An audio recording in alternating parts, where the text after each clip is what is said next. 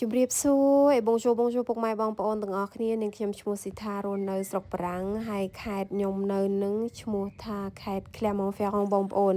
ខេត្តនឹងទៅចេះបងប្អូនដោយសារខ្ញុំចុះពីអាខេត្តនឹងទៅនៅអាកន្លែងភ្នំគេនឹងបងប្អូនអើយ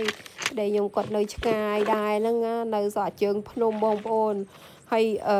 ខេត្តខ្ញុំនៅនឹងគឺត្រជាក់ខ្លាំងបងប្អូនគ្រាន់តែឥឡូវនឹងចូលដល់ខែក្តៅយើងឃើញទៅផ្សារឃើញគេលក់កូនបន្លែកូនអីវាជ្រួលជ្រុលចង់ដាំមកបងប្អូនមិនថាផ្កាមិនថាបន្លែទៅខ្ញុំឆ្លៀតមែនតើ3 4ឆ្នាំនឹងដីខ្ញុំគឺថាឆ្លៀតធ្វើដីសម្រាប់ដាំបន្លែផងអីផងហើយមានណាបងប្អូនអឺ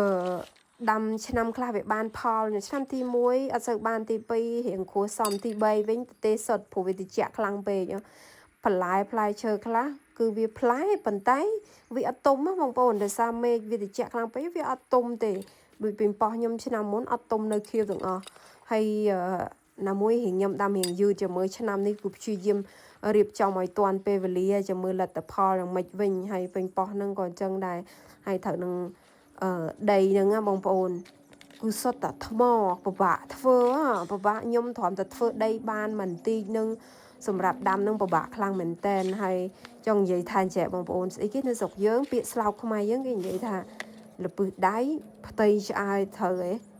តែនៅស្រុកនេះមិនមែនលពឹសដៃផ្ទៃច្រៅតែលពឹសដៃដូចខ្ញុំនេះអស់លុយច្រើនណាបងប្អូនទិញពូជគេមកអាគេបដោះឲ្យស្រាប់យកទៀតមិនថោកណាបងប្អូនហើយមកដើម5 អឺរ៉ូអីគិតមើលទៅមិនមែនដាំតែពេញប៉ោះ2ដើមនឹងណាគ្រាន់តែពេញប៉ោះខ្ញុំនឹងប្រហែលដើមចាំមើលវាបានផ្លែអត់ទេមិនស្រួលនឹងទៅទិញអាផ្លែគេស្រាប់ហ្នឹងអស់លុយអត់ដូចយើងគេហៅថាអត់ដូចយើង